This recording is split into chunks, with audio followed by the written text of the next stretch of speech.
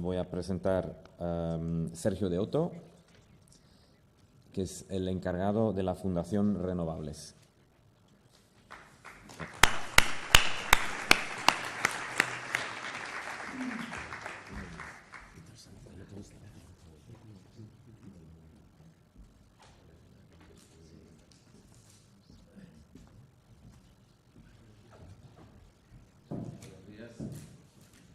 Mejor así. Buenos días. Me toca empezar agradeciendo a Goyener la invitación a la Fundación Renovables para estar presente en esta interesantísima jornada. Lo que no le voy a perdonar a Goyener y a Santi, mucho menos, es que me ponga a hablar después de Javier. Eso es una faena que ya la tendré en cuenta para futuras ocasiones. Es todo un compromiso. Yo he compartido mucho tiempo esta tarea de pelearse por la lucha de cambio de modelo energético con Javier. He aprendido mucho a su lado. Comparto con él la vehemencia, comparto con él el cabreo, como ha dicho él, lo utilizado. Yo ayer también me cabré cuando leí la noticia de Brufau. Digo, pero ¿cómo es posible que este hombre ya estaba muy cabreado con la campaña esa de mejoramos la energía y tal y cual? Pero cuando vi esa declaración o la declaración de Nadal el otro día sobre que el futuro 100% renovable era imposible, pues bueno, hemos compartido mucho. Tanto que en solidaridad con él no he traído PowerPoint, porque no sé si sabéis, Javier es el presidente de la Liga Anti-PowerPoint del mundo. Nunca le veréis con un PowerPoint. Bueno, antes de entrar en el tema que me habéis pedido, a hablar de la energía como derecho, el derecho de la energía, yo quería compartir con Javier alguna reflexión muy importante sobre la transición energética. La primera de ellas sería la del gas, el papel del gas. Yo recientemente he escrito varios artículos diciendo que el gas es la trampa para la transición energética. El gas, con la excusa de venir a apoyar el desarrollo de las renovables, viene para quedarse. Está clarísimo. Van a retrasar esa transición hacia un modelo 100% renovable, que está reconocido en la hoja de ruta de la Comisión Europea, que tenemos asumido. Por cierto, hablando de la Comisión Europea, me da pena que se haya ido la representante de la Unión Europea, porque hay algo gravísimo. O sea, el objetivo del 27% para 2030 es un paso atrás importantísimo. Desde la Fundación Renovables lo hemos denunciado en muchísimas ocasiones. Es vergonzoso que se haya hecho esa renuncia. La Unión Europea ha perdido la ambición en el cambio hacia las energías renovables, clarísimamente. Como dice el vicepresidente de la Fundación Renovables, Fernando Ferrando, lo dice muchas veces, dice, bueno, aquí estamos dispuestos a llegar en 2050 al 100% renovable, pero nos pondremos con ello en el 2049. Mientras tanto vamos a seguir con esto, vamos a seguir con el gas, vamos a seguir manteniendo el carbón en nuestro mix, etcétera, etcétera, y el 2049 nos ponemos a hacer el cambio. No. O tenemos unos objetivos muy, muy ambiciosos para el 2030, para el 2040, o no llegaremos a ese objetivo de descarbonizar nuestro modelo energético. El segundo tema es la importancia de los municipios. La importancia para la Fundación es clave. Nosotros ya hace 2 años presentamos un documento, Ciudades con Futuro, conscientes de que la transición energética, el escenario, va a ser la ciudad, en donde va a vivir el 80% de la población. Muy pronto en España es uno de los países donde mayor porcentaje de población hay en municipios de más de 10.000 habitantes, y ahí tiene que llevarse a cabo esa transición. Tiene toda la razón del mundo en que hay que convencer a los responsables municipales de que ellos pueden ser actores de esa transición. Tanto es así que nosotros este jueves próximo organizamos en Madrid una jornada que se llama Ciudades Sostenibles, Ciudades con Futuro, con un plantel muy interesante de ponentes. Vamos a tener las experiencias de Copenhague, de Barcelona, de Málaga. Vamos a tener luego una serie de expertos que van a hablar sobre movilidad, rehabilitación, pobreza energética, eficiencia energética, etcétera, porque le damos muchísima importancia a ese tema.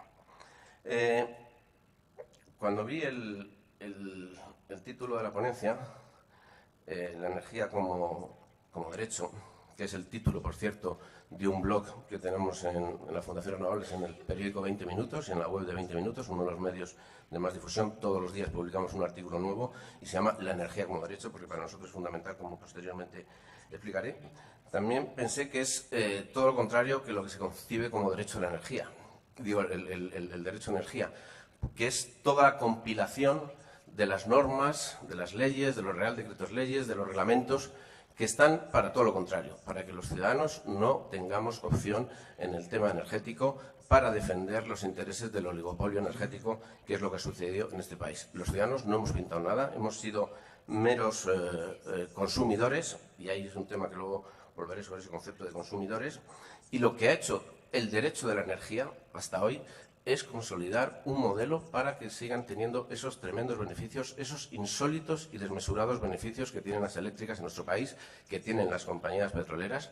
Hay que recordar que, a pesar de la crisis, a pesar de que hemos estado en recesión, de la que estamos saliendo más o menos, de que ha habido una caída de la demanda eléctrica en nuestro país, que estamos en los niveles de 2005, a pesar de eso, las tres grandes compañías eléctricas de este país siguen ganando sus 5.000 millones de euros al año. 5.000 millones al año, con un margen de beneficios que dobla el de los beneficios de las eléctricas europeas, porque toda la legislación se hace para eso, para mantener ese rating que decía Javier, para mantener esos beneficios. Ellos argumentan ahora que la mayor parte de su negocio ya viene de fuera de España, lo cual empieza a ser cierto, en el caso de algunas de esas empresas, en otras no, porque le han quitado todo lo que tenía fuera. Pero ese 50% que traen ahora de fuera, lo han hecho también gracias a lo que hemos pagado los consumidores eléctricos en este país, a los desorbitados costes que hemos tenido que sufrir y no lo sabíamos. Nos hemos enterado de lo que es el recibo de la luz cuando ha seguido subiendo el recibo de la luz como ha subido estos últimos años y han caído nuestros ingresos, dando lugar a ese drama, a esa lacra de nuestra sociedad, que es el de la pobreza energética, que va a abordar a continuación Víctor en nombre de ACA, a quien hay que felicitar por ese estudio que con tanto esfuerzo sacan todos los años. Bueno, pues para luchar contra eso, para luchar contra ese estado de cosas en que toda la normativa, todo lo que se estaba haciendo era a favor del oligopolio, de mantener un sistema energético que no solo es cuestión de tecnologías, ¿no? Nosotros siempre decimos que no se trata de cambiar unas tecnologías por otras, se trata de cambiar, de subvertir completamente el modelo. Pues nació la Fundación Renovables hace 6 años.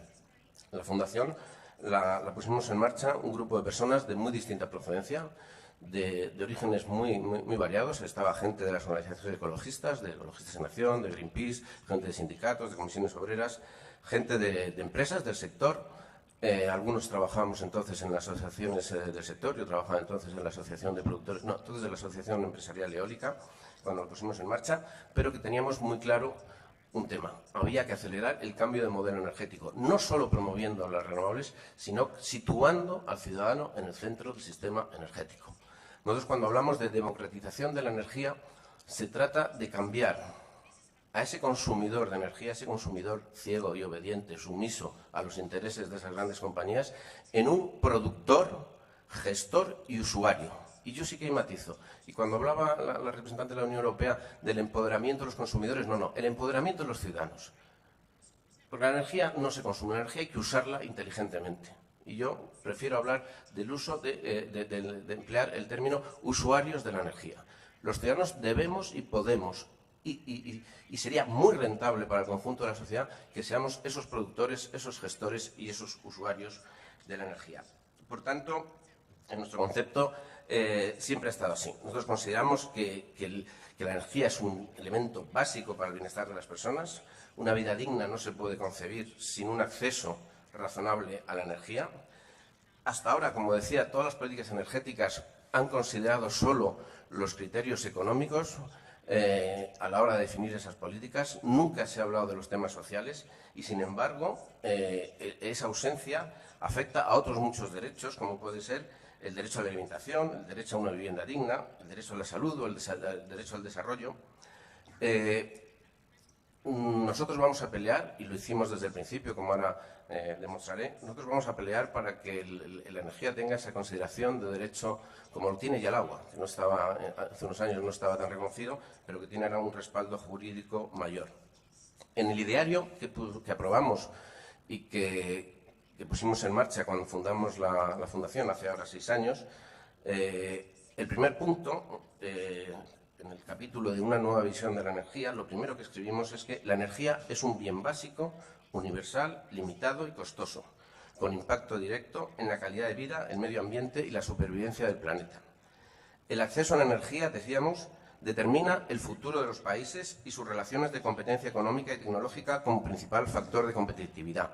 Habría que añadir también, y el día que revisemos nuestro diario, tendremos que añadir esa visión de los ciudadanos, de que también afecta al desarrollo de cada uno de nosotros, y junto a otros 12 puntos, en el último decíamos claramente, hace 6 años ya, lo escribíamos así, y diario en el que Javier tuvo mucho que ver, decíamos, las renovables constituyen la única fuente de energía que por su carácter autóctono e inagotable y su disponibilidad en muchas fuentes a coste cero en la naturaleza, puede garantizar el suministro a todos los ciudadanos del mundo que hoy no tienen acceso a la energía y a todos los que en el futuro no podrán soportar los incalculables costes de la dependencia de los combustibles fósiles. Y concluíamos este diario con esta frase. En este escenario habrá que garantizar un nuevo derecho a la ciudadanía, el derecho de acceso a las fuentes renovables de energía. Y lo mantenemos. Tanto es así que recientemente hemos aprobado, de la misma forma que aprobamos el Ciudades con Futuro antes de las elecciones municipales y autonómicas de hace 2 años, el pasado mes de octubre, de cara a las elecciones del 20 de diciembre, presentábamos el documento La energía como vector de cambio para una nueva sociedad y una nueva economía.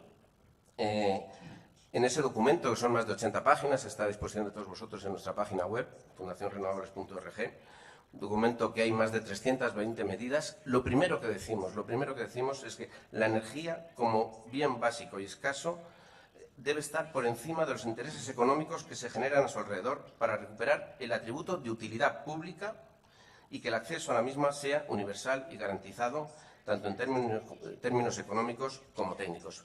Para nosotros es básico que la energía deje de considerarse como la regulación de un negocio de unas grandes empresas. La energía es un derecho de los ciudadanos. Y, sin embargo, en el derecho no está reconocido como tal. Ni siquiera, para empezar, no lo está en la Declaración Universal de los Derechos Humanos, que sí que reconoce que toda persona tiene derecho a un nivel de vida adecuado, que le asegure la salud y el bienestar, y en especial la alimentación, la vivienda, la asistencia médica y los servicios sociales necesarios. Pegaría perfectamente que aquí estuviera reconocido el derecho a la energía. Sí que lo está mencionado en la Declaración Universal de los Derechos Humanos Emergentes, un documento de menos valor que el anterior que he citado, en el que se habla de que el derecho de todo ser humano de disponer de agua potable y saneamiento y de energía. También lo está en el Pacto Internacional de los Derechos Económicos, Sociales y Culturales, que ahí se habla de que el derecho al acceso a la energía para la cocina, la iluminación y la calefacción, algo tan sencillo como eso. Hay 1.500 millones de personas hoy en el mundo que no tienen acceso a eso. Aquí sí que está reconocido. Y defiende los gastos derivados del uso del hogar deberían ser de un nivel que no impida ni comprometa a la satisfacción de otras necesidades básicas.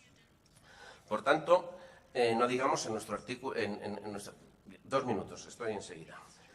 No digamos en nuestra legislación nacional. La Constitución española no reconoce el derecho a la energía, reconoce en su artículo 47 el derecho a gozar de una vivienda digna y adecuada.